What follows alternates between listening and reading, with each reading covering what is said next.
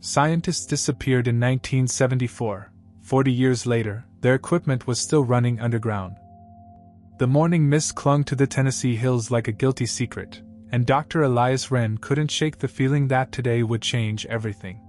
He stood at the edge of the forest clearing, watching his team make final preparations for what the outside world would never know existed. Project Echo 9. "Elias, the quantum field generators are showing perfect alignment," called Dr. Sarah Martinez from the concealed entrance that led deep underground. Her voice carried the excitement of someone about to witness history. "We're as ready as we'll ever be."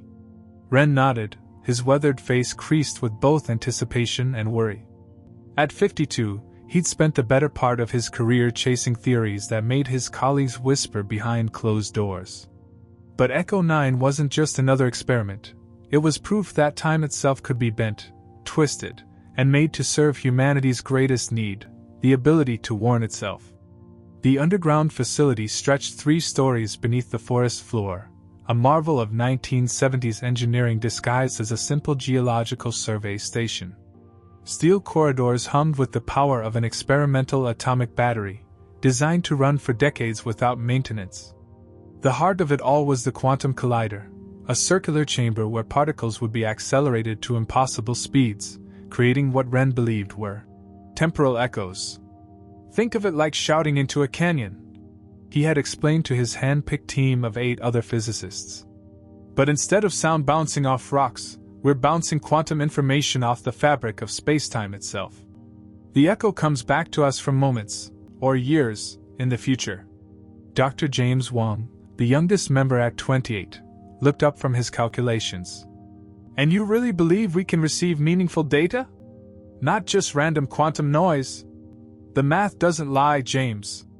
If particles can exist in superposition across multiple states, why not multiple times?"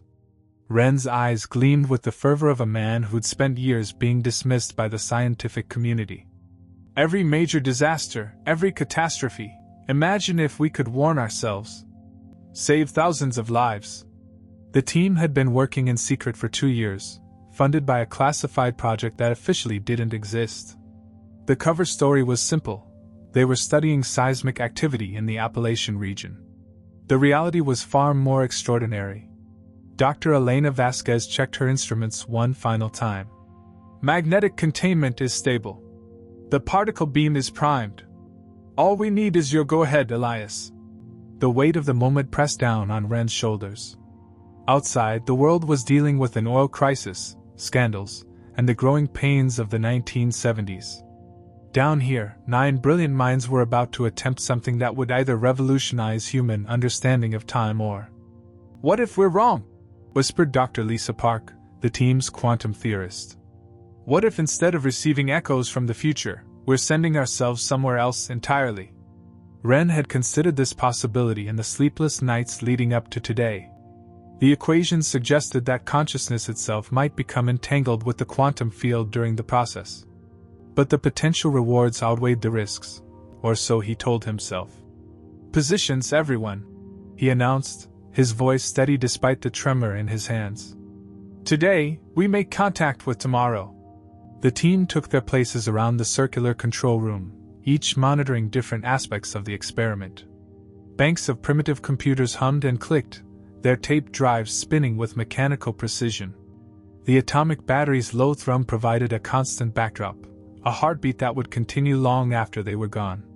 "Beginning particle injection," announced Dr. Martinez. "Field strength at 20% and climbing." The air itself seemed to vibrate as the collider came to life. Deep beneath the forest, protons raced through superconducting magnets at increasing speeds. The facility's lights dimmed slightly as power diverted to the massive electromagnets that would contain forces beyond conventional physics. 30%, 40%. Wong called out readings from his station. "Quantum coherence is holding." Wren felt a strange tingling in his fingertips, as if the very atoms of his body were responding to the field below. The others seemed to feel it too, a collective shiver that ran through the team like electricity. 50%. "We're entering uncharted territory now," Dr. Vasquez reported, her usually calm voice edged with tension. "Hold steady." Ren commanded, though his own heartbeat was approaching dangerous levels. The control room filled with an otherworldly hum, harmonics that seemed to come from everywhere and nowhere at once. Elias, Dr. Park's voice was barely above a whisper. I'm detecting something impossible. The quantum field, it's not just contained anymore. It's spreading. The computers began recording data at an unprecedented rate, magnetic tapes spinning so fast they threatened to tear. Numbers cascaded across primitive screens, patterns that defied conventional physics. 60%. The field is stable, but... Wang paused, staring at his instruments in disbelief. The temporal displacement readings are off the charts. It's like we're creating a tunnel through time itself. That's exactly what we're doing. Ren breathed, watching as reality itself seemed to bend around them. The air shimmered with an oily iridescence, and for a moment, he could swear he heard voices, distant, echoing, speaking words not yet spoken. 70%! Martinez shouted over the increasing noise. We're getting signal returns already. The system is receiving data. From when? Demanded Dr. Park. I don't know. The timestamps are. Martinez's face went pale. They're from next year. The revelation hit the team like a physical blow. They had done it. They had actually created a temporal echo that was bouncing information back from the future. But as the implications sank in, so did a growing sense of unease. 80%. Wang's voice cracked. The field is approaching full power, but something's wrong. The containment algorithms are showing patterns I've never seen before. Ren felt the world shift around him, as if he were looking at everything through water. The familiar control room seemed to stretch and compress simultaneously. His team members appeared to flicker like old film, their movements leaving trailing after images. Elias, Dr. Vasquez called out, but her voice sounded distorted, echoing from multiple directions. The quantum entanglement is spreading beyond the particle beam. It's affecting everything in the facility, including us. 90%! Martinez's shout seemed to come from very far away. We're receiving massive data streams now. But the patterns, they're not random. They're structured. Deliberate. Ren reached for the emergency shutdown switch, but his hand passed through it like smoke. He looked down at himself in horror, watching as his own body began to shimmer and fade.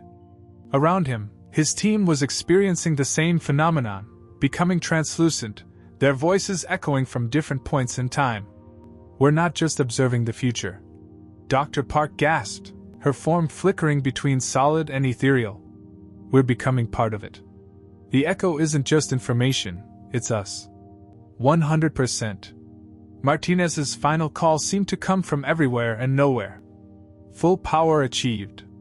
The tunnel is open. The last thing Ren saw was the control room frozen in a moment of perfect clarity. Computers still recording, lights still glowing, the atomic battery still humming its eternal song. Then he felt himself scatter across time like leaves in a cosmic wind, his consciousness stretching across decades, simultaneously experiencing every moment that would ever be. The facility continued to run, its instruments faithfully recording data from a future that its creators had become part of. Outside, the forest grew quiet except for the distant rumble of settling earth. Above ground, a small seismic event was recorded by regional monitoring stations, nothing unusual for the area. The entrance sealed itself as programmed, hidden beneath tons of shifted soil and stone. Echo 9 vanished from the world above, taking its secrets deep underground where they would wait, patient and persistent, for someone else to find them. But the equipment never stopped running. The atomic battery continued its faithful service, powering instruments that recorded messages from a future where 9 brilliant minds had learned the ultimate truth about time. Sometimes, to save tomorrow, you had to become yesterday's echo. And in the depths of the facility, magnetic tapes turned steadily, capturing signals that wouldn't be sent for decades, waiting for the day when someone would finally understand what Elias Ren and his team had discovered in their final moments. That time wasn't a river flowing in one direction, but an ocean where every drop eventually returns to its source.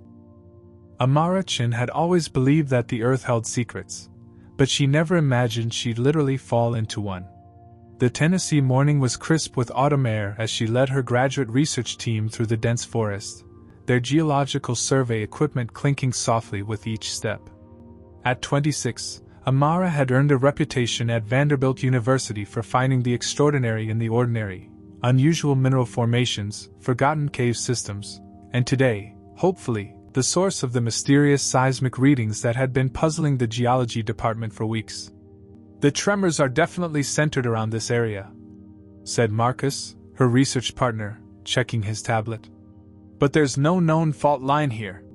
It's like the Earth is just settling." Dr. Rebecca Hayes, their faculty advisor, paused to examine her instruments. "The magnetic readings are off too. There's some kind of metallic structure beneath us, but it's too uniform to be natural." Amara knelt beside a particularly deep crack in the forest floor, running her fingers along its edge. The recent rains had washed away decades of accumulated soil and debris, revealing something that made her pulse quicken. "This isn't a natural fissure," she called out. "Look at these edges, they're too clean, too straight." What had started as a routine geological survey suddenly felt like an archaeological expedition.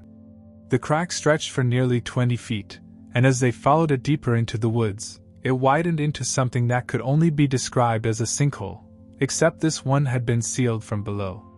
"Jesus Christ," Marcus whispered, brushing away more dirt and leaves. "Is that metal?" Emerging from the earth like a partially buried treasure chest was a circular hatch, its surface dulled by 40 years of corrosion, but still recognizably man-made. Stenciled across its surface in faded letters was a logo that none of them recognized, Echo 9. Dr. Hayes pulled out her phone, snapping photos from every angle. "This has to be some kind of Cold War installation. A bunker, maybe? The time frame would fit." Amara's fingers traced the outline of the hatch, feeling for any kind of opening mechanism. The metal was surprisingly warm to the touch, as if something beneath was still generating heat. "There," she said, finding a recessed handle. "But it's locked from the inside." "Should we call someone?" Marcus asked nervously. "I mean, if this is military." "Wait." Amara pressed her ear to the metal surface and heard something that made her skin crawl, a faint humming, like machinery still running. "There's power down there. After all these years, something's still active."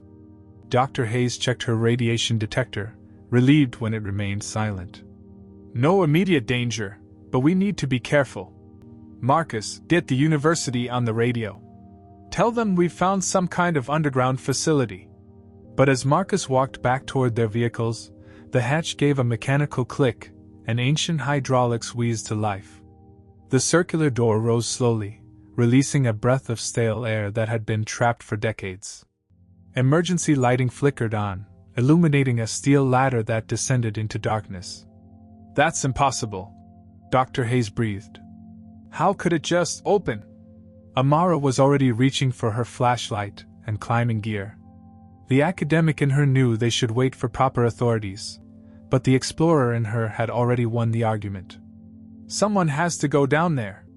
The structural integrity could fail at any moment." "Amara, no. We should." "5 minutes," she said, clipping on her safety harness. "Just long enough to see what we're dealing with." The descent felt like traveling backward through time. The steel ladder was solid despite its age, and as she climbed down, motion sensors activated banks of LED lights that had somehow survived 4 decades underground. The tunnel opened into a corridor that looked like something from a 1970s science fiction movie, all clean lines and brushed metal, humming quietly with electric life. "Amara?" Dr. Hayes' voice echoed from above. "What do you see?" "It's incredible," she called back, her voice barely containing her excitement.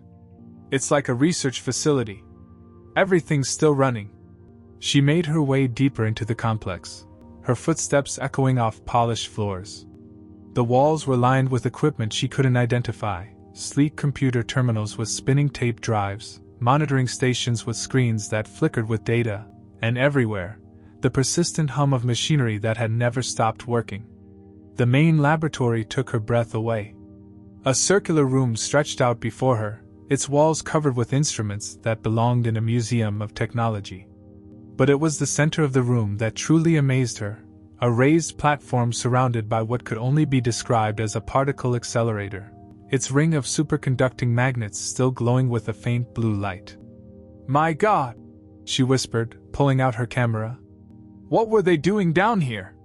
She approached the main control station, where banks of magnetic tape drives continued their endless cycles, recording data onto reels that should have run out years ago.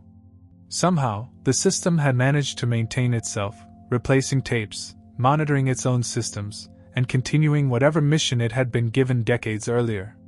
A logbook lay open on the central console, its pages yellowed but still legible. The final entry was dated July 17, 1974. Final countdown initiated. If our calculations are correct, we should begin receiving temporal echoes within the hour. May God forgive us for what we're about to discover. Below that, in different handwriting, someone had added, "They were right. The echoes come from everywhere. From everyone. From when?" Amara felt a chill that had nothing to do with the underground temperature. The timestamp on the active computer screens showed today's date, but the data they were recording seemed to make no sense. Quantum field measurements, temporal displacement readings, and something labeled consciousness coherence patterns. On impulse, she touched one of the screens, and immediately a new window opened, displaying hundreds of audio files with dates stretching from 1974 to 2089. Most were labeled as quantum static, but others had descriptions that made her hands tremble. Chernobyl warning 1986, Challenger disaster alert 1986, 9/11 temporal echo 2001. The facility had been receiving messages from the future for 40 years, automatically recording and cataloging disasters that hadn't happened yet when the original team had built this place. But the most disturbing part was the final category of files, all recent, all labeled with a single word. Amara. Her name was scattered throughout the computer's recent records, appearing in files she had never created, voices she had never recorded, conversations she had never had. The most recent file was timestamped just minutes ago. With shaking fingers, she clicked on it and heard her own voice saying words she had never spoken. "Don't trust what you find here. The echoes lie. Time isn't what we thought it was." Above her, Dr. Hayes was calling her name, but Amara couldn't move. The facility around her hummed with purpose, 40 years of patient waiting finally coming to an end. The magnetic tapes continued their eternal dance, recording a future that somehow already knew she would be here, in this moment, making this discovery. The question that terrified her most wasn't what had happened to the original research team, but how a facility from 1974 could possibly know her name. 3 weeks had passed since Amara convinced the university to give her exclusive research access to the Echo 9 facility. 3 weeks of sleepless nights, endless coffee, and the growing certainty that she was losing her mind. The underground laboratory had become her second home, and sometimes she wondered if it was becoming her only home. Dr. Hayes visited occasionally, but the constant hum of the machinery made her nervous. Marcus had stopped coming altogether after the third day, claiming the place gave him headaches. Only Amara seemed immune to whatever effect the facility had on people, or perhaps she was the most affected of all. She'd brought down her laptop, external drives, and every piece of analysis software she could find. The AI program she developed for her thesis, originally designed to find patterns in seismic data, had become her constant companion in decoding the temporal messages that continued to arrive daily. "Show me the timeline again, Arya," she said to her computer, using the acronym she'd given her AI, Algorithmic Research Intelligence Assistant. The screen filled with a complex visualization that had taken weeks to create. Each point of light represented a temporal echo received by Echo 9, color-coded by type and intensity. The pattern that emerged was both beautiful and terrifying. In 1974, immediately following the team's disappearance, the facility began receiving sporadic signals, roughly one per month. Arya's synthesized voice explained. By 1985, the frequency increased to weekly. In 1997, daily signals began arriving. Post-2001, the system records multiple messages per day, with some periods showing continuous data streams. Amara studied the pattern, noticing something she'd missed before. Arya overlaid this with major historical events. Focus on disasters, changes, technological breakthroughs. The visualization exploded with connections. Every major catastrophe of the past 40 years corresponded with a spike in temporal echo activity. But it was more than just disasters. The system had apparently been receiving echoes of elections, stock market crashes, scientific discoveries, even cultural phenomena. The correlation coefficient is 0.94, Arya reported. Statistically impossible unless the signals are genuinely temporal in nature. But that wasn't the most disturbing discovery. Amara had found evidence that someone had been responding to the signals long after the original team vanished. Deep in the system logs, buried beneath layers of automated routines, were manual entries that stretched from 1974 to 1993. "Show me the manual log entries again," she whispered. Text scrolled across her screen, cryptic messages that someone had typed into the system over 19 years. July 18, 1974. First successful echo received. The tunnel is stable. We exist in the between. March 15, 1978. Understanding grows. Time is not linear. We are not gone. We are distributed. December 3, 1983. Warning signals increasing. Major event approaching. Cannot prevent, can only witness. June 12, 1986. Chernobyl echo confirmed. Intervention impossible. We are observers, not actors. September 2, 1991. The pattern changes. Someone new approaches the sequence. A young mind. Female. Strong resonance. January 1, 1993. Echo stable. Tunnel remains open. They're listening. Final message, tell them we chose this. Tell them the butterfly must fly. Then, silence for 21 years, until Amara had arrived. Arya, analyze the writing patterns in these messages. Can you determine if they were written by the same person? Negative. Analysis suggests multiple authors, but with degrading linguistic coherence over time. Early messages show normal syntax and vocabulary. Later entries become increasingly fragmented and nonlinear. Amara shivered. Whatever had happened to the Echo 9 team hadn't been instantaneous. They'd somehow survived in the facility for 19 years after their official disappearance, gradually losing their humanity as they became more entangled with the temporal field. She pulled up the spectral analysis of the recent signals, the ones that had been arriving since her discovery. The AI had identified patterns within patterns, mathematical sequences, frequency modulations, and beneath it all, something that made her stomach turn. Arya, show me the embedded waveform analysis of yesterday's signals. Displaying EEG pattern recognition. Warning, patterns match known brainwave signatures.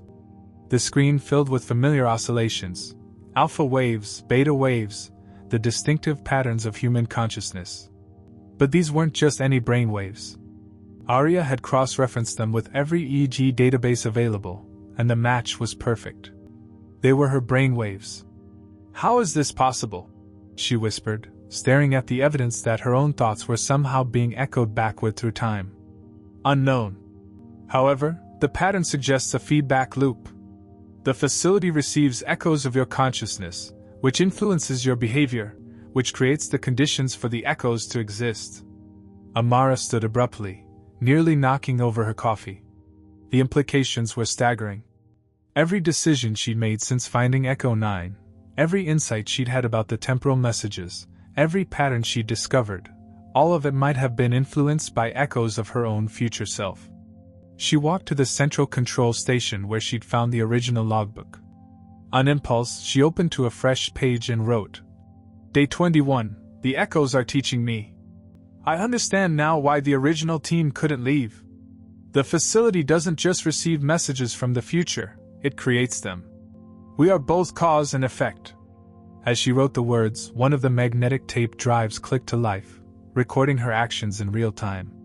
But when she checked the timestamp, it showed a date from 1992, 11 years before she was born. Arya, is there any way to break the loop? To stop the temporal echoes? Analysis suggests that would require shutting down the facility entirely. However, the quantum field has been active for 40 years. Sudden termination could cause unpredictable effects. Amara laughed, but there was no humor in it. Unpredictable effects? You mean like 9 physicists disappearing into time itself? She pulled up the disaster correlation data again, studying the patterns with new understanding.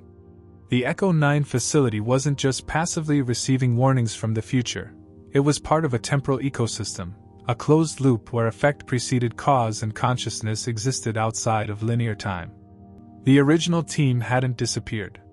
They'd become part of the system, their minds scattered across decades, sending warnings and guidance to anyone who would eventually find their work. And now she was becoming part of it too, her thoughts and decisions echoing backward to influence the very past that had led to this moment. The beautiful, terrifying truth was that she had always been here. The facility had been waiting 40 years not for someone to find it, but for her specifically to complete a circuit that existed outside normal causality. As if responding to her realization, every screen in the facility flickered simultaneously, and a new message appeared, one with today's timestamp but written in her own handwriting. You're beginning to understand. The butterfly has always been flying. Now you must decide which wing beats to trust. Amara stared at the words she hadn't written yet, feeling the weight of a future that was somehow also her past. The Echo 9 facility hummed around her, patient and eternal, waiting for her to make the choice that would complete the loop and seal her fate within the quantum field that existed between seconds, between heartbeats, between the moments when time itself held its breath. The signal arrived at exactly 3:33 a.m. on September 4, 2014, jolting Amara awake from the uncomfortable cot she'd moved into the facility. She'd been sleeping in the underground laboratory for the past week, unable to tear herself away from the temporal mysteries that consumed her every waking moment. Arya's alert tone echoed through the circular chamber. High priority signal detected. Classification, direct audio. Source timestamp, July 17, 1974. Quality, exceptional. Amara stumbled to the main console, her heart pounding with anticipation and dread. In all her weeks of analysis, she'd never encountered a signal classified as direct audio. The temporal echoes were usually fragments, data bursts, mathematical sequences, electromagnetic patterns that required complex interpretation. But this was different. Play the signal, Arya. The speakers crackled to life, and suddenly the facility was filled with a voice that seemed to emerge from 40 years in the past. It was clear, distinct, and absolutely impossible, the voice of Dr. Elias Wren, speaking as if he were standing right beside her. If you're hearing this, then the temporal tunnel has found its intended recipient. The voice began, carrying the weight of desperate urgency. My name is Dr. Elias Wren, and I'm speaking to you from the moment of our displacement, July 17, 1974, 11:47 a.m. Amara's hands trembled as she reached for the recording controls. The timestamp on her computer confirmed what her rational mind rejected. This message was being received from the exact moment the Echo 9 team had vanished. I don't have much time before the quantum field completes the displacement process. Wren's voice continued. The tunnel we've created isn't just for sending information, it's created a fixed point in space-time, a moment frozen between seconds where consciousness can exist without a body. The voice paused, and Amara could hear background sounds that shouldn't exist. The hum of machinery, voices calling out readings, the sounds of the experiment that had doomed the team 40 years ago. We made a terrible miscalculation. The quantum field doesn't just echo particles through time, it echoes consciousness itself. We've become temporal ghosts, scattered across decades, experiencing every moment simultaneously. Past, present, future, it's all happening at once from where we exist now. Arya's analysis scrolled across the screen, confirming what Amara already knew. The voice patterns matched archived recordings of Dr. Wren with 99.7% accuracy. But that should have been impossible. The man had been speaking from 1974, yet he somehow knew about digital audio compression techniques that wouldn't be invented for another decade. The reason this message is reaching you now is because you're the convergence point. Ren's voice grew urgent. The temporal field has been searching across the quantum foam of spacetime for someone with the right neural patterns, the right combination of curiosity and intelligence to complete the circuit we accidentally created. A chill ran down Amara's spine. Arya, he's talking directly to me. How can he know who's listening? Analysis suggests the temporal displacement allows for nonlinear information transfer. Dr. Ren may be experiencing this conversation from your perspective as well as his own. The recording continued. Amara Chin, born March 15, 1988, daughter of Dr. Michael Chan and Lin Wei Chin, graduate student at Vanderbilt University. You're 26 years old, and you've always felt like time moves differently for you, like you experience moments slightly before or after everyone else. Amara gasped. The biographical details were correct, but the last observation hit her like a physical blow. She had always felt out of sync with time, experiencing déjà vu so frequently that she'd learned to ignore it, having dreams that came true, sensing conversations seconds before they happened. She never told anyone about these experiences. The temporal sensitivity you've felt your entire life is because you were always meant to find us. Ren's voice explained. Your consciousness resonates at the same quantum frequency as our displaced field. You're not just discovering Echo 9, you're completing it. The message continued with a series of numbers that Arya automatically transcribed, coordinates, dates, and mathematical sequences that made no immediate sense. But one set of digits stood out clearly. September 6, 2014. September 6. Ren's voice became urgent. Norris Dam, Tennessee. 2:15 p.m. Tourist boat Lady of the Lake. 37 passengers. Seismic event magnitude 4.2. You're scheduled to be there with your research team, studying the dam's structural integrity. Amara's blood ran cold. The Norris Dam expedition was planned for this weekend, a routine geological survey that Dr. Hayes had scheduled months ago. She was indeed supposed to be on that boat, along with Marcus and 3 other graduate students. The earthquake will cause a structural failure in the boat's hull. Ren continued. 14 people will be injured. 3 will die. One of them will be you, Amara, unless you change the timeline.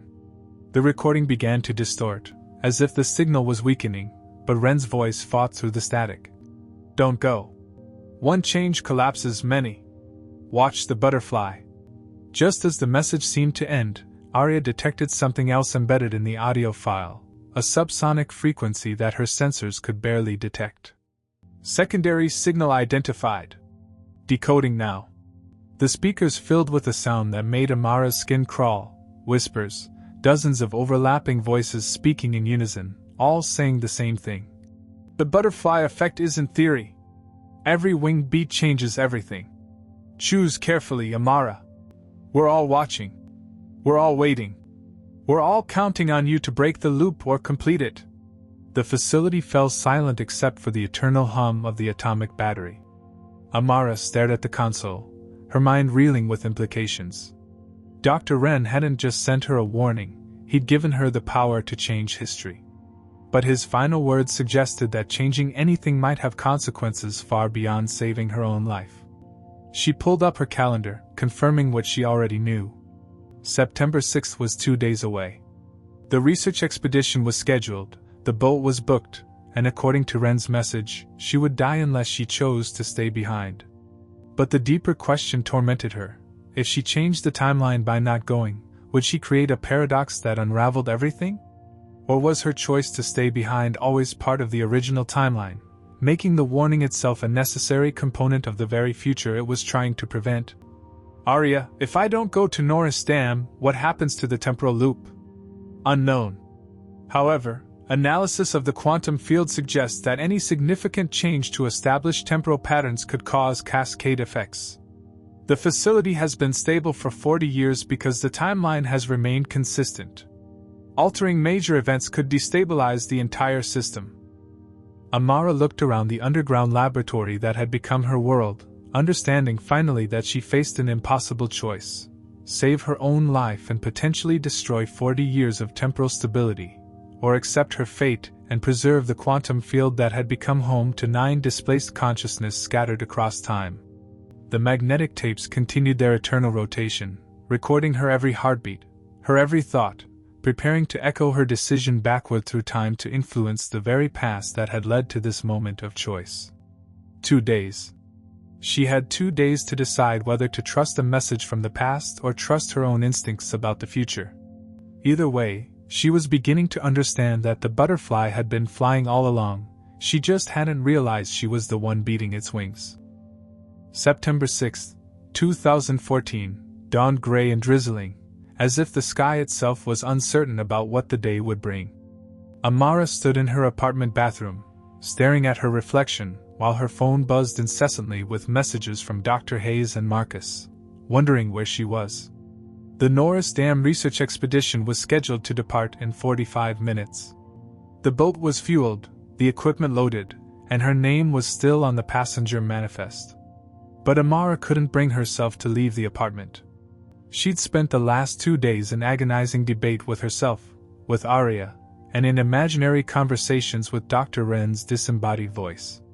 The rational part of her mind insisted that changing established events could cause unpredictable cascade effects through the timeline. The human part of her simply didn't want to die. Her phone rang again. Dr. Hayes, probably wondering if she was sick. "Hello, Rebecca," she answered, her voice hoarse from lack of sleep. "Amara! Thank God. Where are you? We're supposed to leave in 30 minutes. Marcus is already loading your equipment." Amara closed her eyes, feeling the weight of 40 years of temporal echoes pressing down on her shoulders. "I can't go today, Rebecca. I'm not feeling well." A pause. "Not feeling well? Amara, you've been living in that underground facility for weeks. When's the last time you saw sunlight? Ate a proper meal? Please, just go without me. The dam survey doesn't require my specific expertise. Marcus can handle the seismic readings. Amara, this isn't like you. Is something wrong? Really wrong?" Everything, she wanted to say. Everything is wrong and getting wronger by the minute. Instead, she said, "I just need some time to process what I found down there. The research it's bigger than I initially thought." After hanging up, she sat on her couch and pulled up the news feeds on her laptop, waiting. If Dr. Wren's message was accurate, she would know by 3 p.m. whether changing her mind had saved lives or doomed them all. At 2:47 p.m., the first alert appeared on the regional news website. Minor earthquake reported near Norris Dam. At 2:52 p.m. Tourist boat experiences mechanical failure during seismic event. By 3:15 p.m., the headlines had escalated. 7 injured in Norris Dam boat accident, evacuation in progress. Amara's hands shook as she scrolled through the updates. The earthquake had happened exactly as predicted, magnitude 4.2, just strong enough to cause structural stress. The tourist boat, Lady of the Lake, had indeed suffered hull damage. But instead of the catastrophic failure that Wren had described, the damage was manageable. Emergency responders had evacuated all passengers safely. Her phone buzzed with a text from Marcus. "Crazy day. Earthquake hit just as we were taking measurements. Tourist boat next to us had engine trouble, but everyone's okay. Weird thing though, your name was on their passenger list somehow. Did you book a ticket?" Her passenger list. She had been scheduled to be on that boat, just as Wren had warned. But by staying away from the dam entirely, she'd somehow avoided a death that was already written into the timeline. Relieved but confused, she drove back to the Echo 9 facility. The underground laboratory felt different now, expectant, as if the temporal field itself was waiting to see what her choice had changed. "Arya, analyze today's temporal echo patterns. Has anything shifted?" Affirmative. "Significant alterations detected in the quantum field stability. The facility is receiving new signal patterns consistent with timeline modification." As if summoned by her question, the main console activated, displaying a new message with today's timestamp. The butterfly has learned to choose its wing beats. But every choice creates new futures to echo backward. Listen carefully, Amara. The real test is just beginning. She frowned, studying the message. Arya, that's not my handwriting. Run a comparison with all known samples. Analysis complete. Handwriting does not match any samples in the database. However, linguistic patterns suggest familiarity with your thought processes and vocabulary.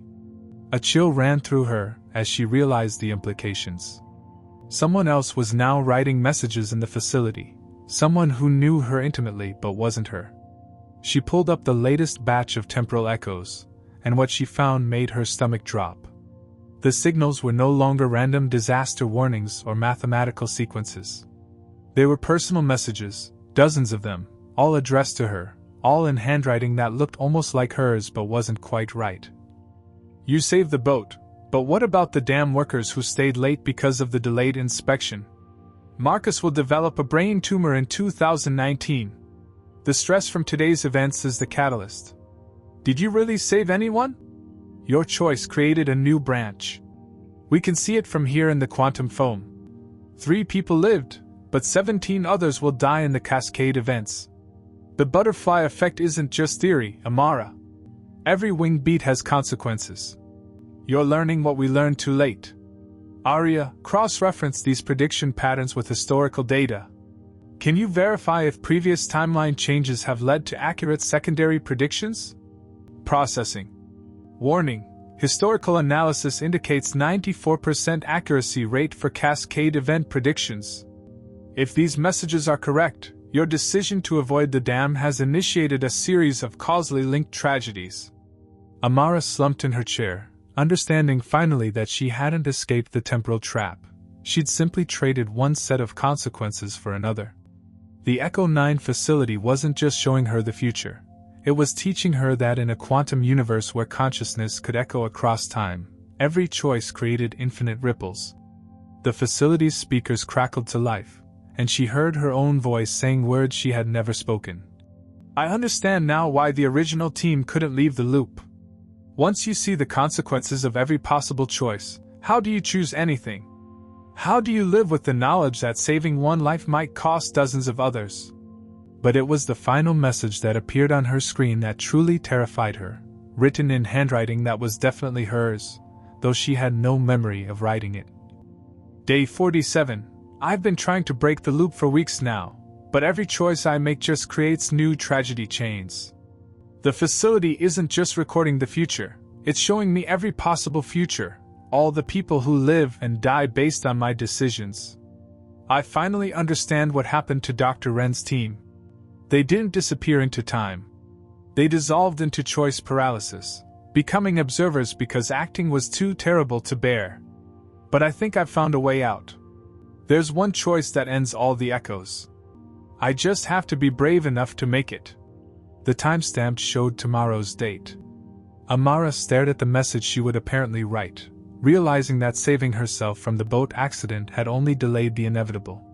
The temporal field was still pulling her deeper into its quantum embrace, and tomorrow, her future self would make a choice that would somehow end the cycle that had trapped 9 brilliant minds for 40 years.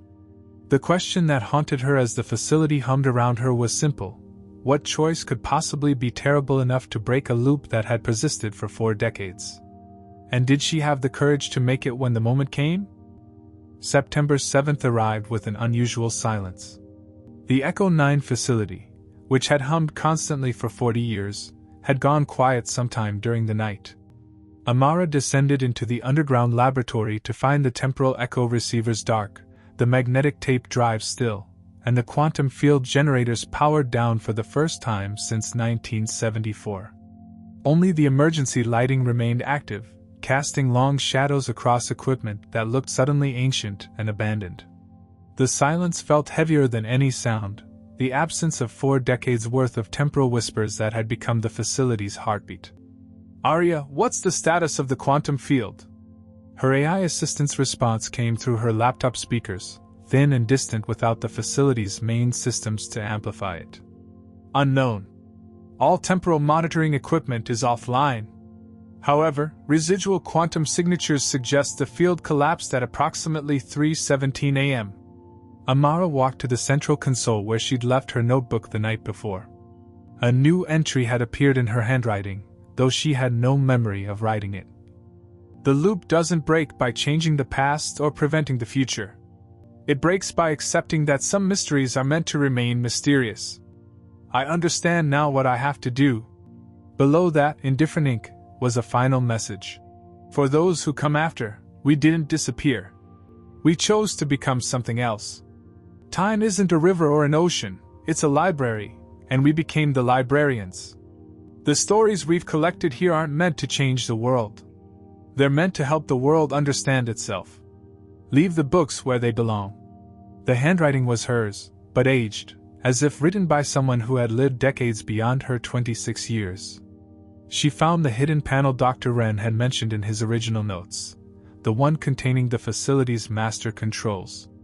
Inside was a single switch labeled Quantum Field Termination, and a handwritten note in Dr. Wren's familiar script.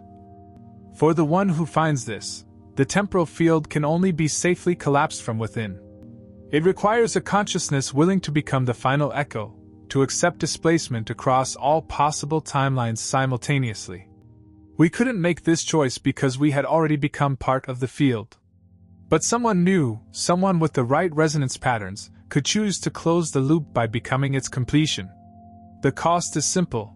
You will experience every moment of the past 40 years as if you lived them. Every joy, every tragedy, every choice made by every person whose life was touched by our temporal echoes. You will understand everything, and that understanding will scatter your consciousness across time itself. You won't die, you'll become distributed across the quantum foam, helping guide the universe toward choices that minimize suffering. It's not death. It's transformation into something larger than any individual existence. The choice is yours, Amara-chan. You were always meant to find this place, always meant to make this decision. The butterfly effect brought you here not to change one small thing, but to choose whether to become part of something infinite. Amara stared at the switch, understanding finally why the facility had gone silent. The temporal field was waiting for her decision. After 40 years of echoing across time, it had found the person capable of choosing conscious dissolution into something greater than individual existence. She thought about Dr. Wren and his team, scattered across decades but somehow still present in every message, every warning, every gentle guidance that had led her to this moment. They hadn't disappeared. They had become the facility's conscience, its ethical core, ensuring that the power to glimpse the future was used wisely. She thought about the butterfly effect, about how every choice created ripples that touched countless lives in ways too complex for any single mind to predict. But what if that mind wasn't single anymore? What if consciousness could be distributed across all possible timelines, able to see every consequence, every connection, every way that individual choices wove together into the fabric of reality itself? Arya, document everything. Create a complete record of what we've discovered here, but encode it in academic papers, bury it in geological surveys, hide it in plain sight across multiple databases.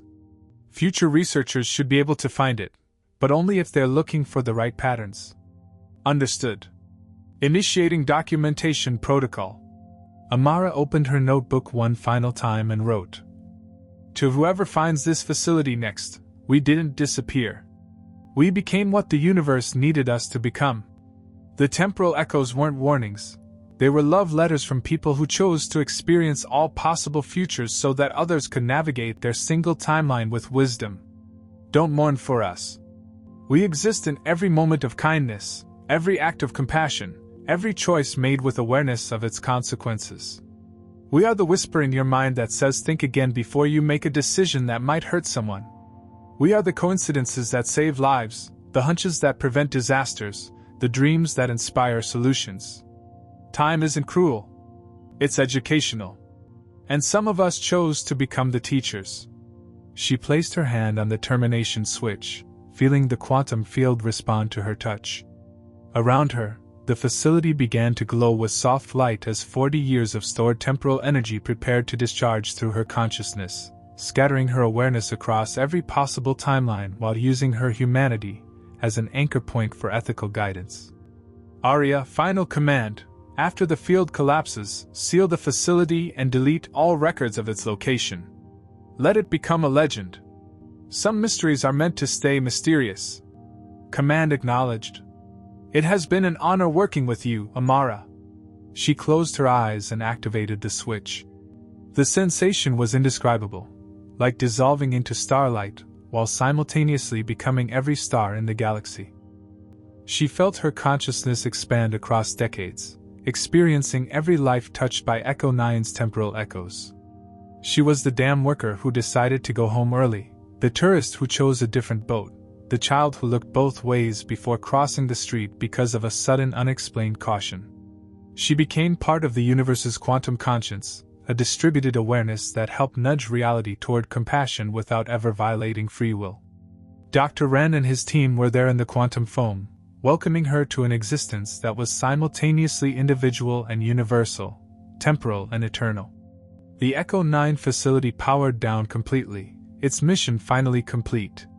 Above ground, the forest grew quiet except for the whisper of wind through leaves, a sound that might have been laughter, or gratitude, or simply the universe taking a deep, satisfied breath.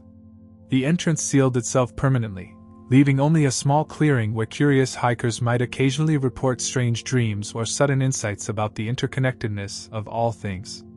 The atomic battery finally depleted its fuel after 4 decades of faithful service, and the underground laboratory became what it had always been destined to become, a tomb for linear time and a birthplace for something infinitely more profound. In universities around the world, graduate students would occasionally discover obscure papers about temporal mechanics, quantum consciousness, and the butterfly effect. They would build upon these theories, never realizing they were following breadcrumbs left by someone who had chosen to become the answer to questions that humanity hadn't yet learned to ask. And sometimes, just sometimes, people facing difficult choices would hear a whisper of guidance, not telling them what to do, but helping them understand the true weight and beauty of their freedom to choose. The Echo had finally found its home in the vast silence between heartbeats, where all possibilities exist simultaneously and love becomes the organizing principle of the multiverse itself.